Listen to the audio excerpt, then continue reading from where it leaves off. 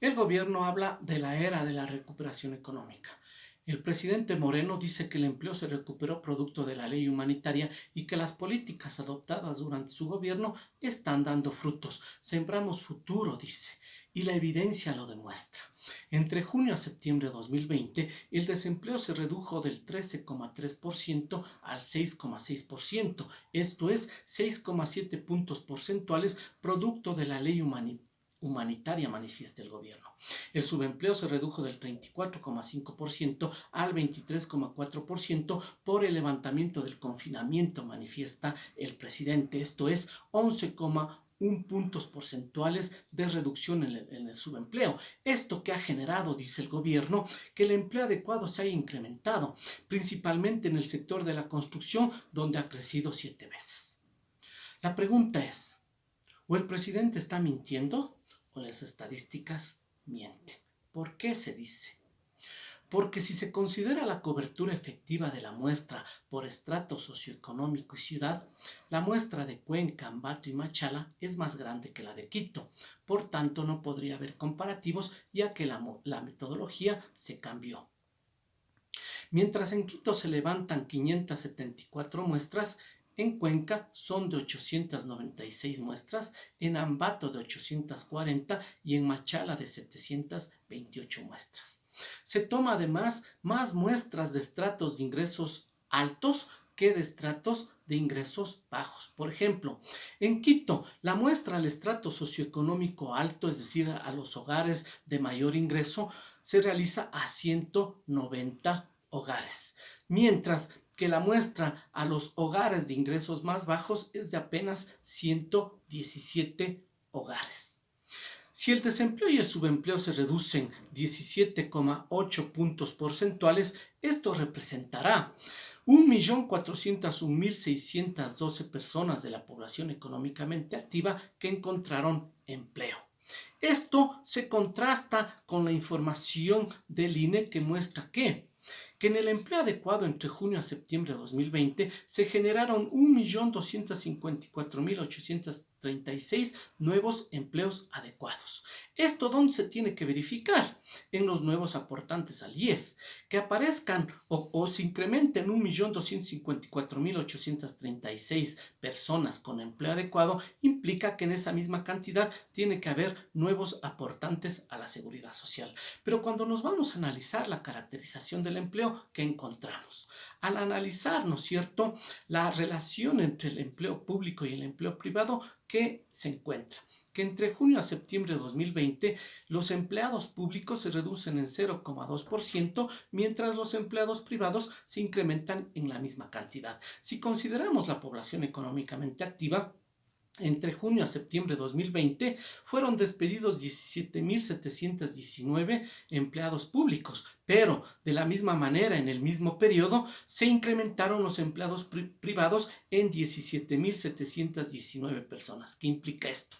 Que los empleados públicos que fueron votados automáticamente encontraron trabajo en el sector privado, es decir, pasaron del sector público al sector privado automáticamente. Cuando analizamos asimismo entre el empleo asalariado y el empleo independiente, ¿qué vemos? Que el empleo asalariado, es decir, las personas dependientes, se reducen en 0,9%, mientras los empleados independientes se incrementan en ese mismo porcentaje. Es decir, si dejan de ser empleados dependientes, automáticamente pasan a ser empleados independientes. Esto muestra la caracterización del empleo. Si consideramos la población económicamente activa, ¿qué vemos?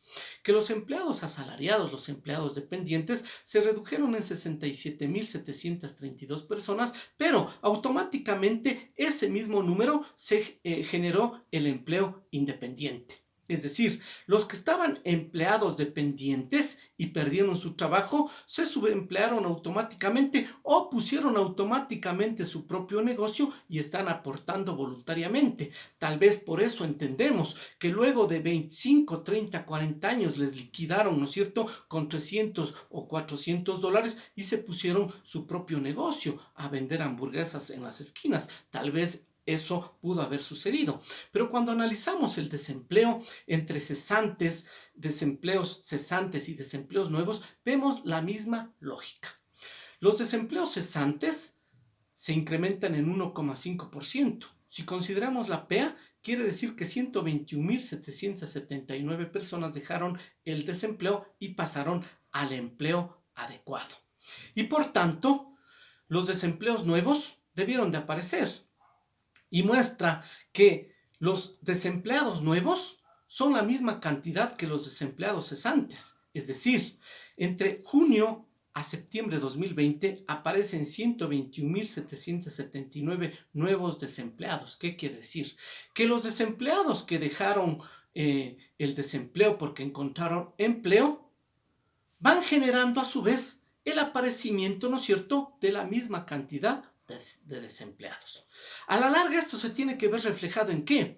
En la diferencia entre el sector formal y el sector informal. El sector informal es ese empleo adecuado. Cuando las personas salen del empleo formal, pasan a ser parte del sector informal. ¿Qué quiere decir esto? Que si se incrementa el sector formal, automáticamente el sector informal se tiene que reducir. ¿Pero qué muestran las estadísticas? Que el sector formal se incrementa en 169.447 personas considerando la población económicamente activa y asimismo el sector informal se incrementa en 75.262 personas. Esto no cuadra. No puede incrementarse el sector formal y también incrementarse el sector informal, pero además cuando vemos el empleo doméstico, ahí sí surge la condicionalidad de reducción, producto de esa ley humanitaria. Entre junio a septiembre 2020, el empleo doméstico se reduce en 21.427 personas. Esto es producto de la ley humanitaria. Aquí las estadísticas no cuadran, los datos no cuadran. El gobierno, el presidente Moreno, debería de salir a responder. ¿Cómo es que las estadísticas muestran que 1.254.836 personas han alcanzado un empleo adecuado nuevo y por tanto eso tiene que verse reflejado en las aportaciones al IES? El Estado tiene que explicar esta no cuadra en la estadística. Las estadísticas no cuadran y por tanto deben de informar a la población qué es lo que ha pasado.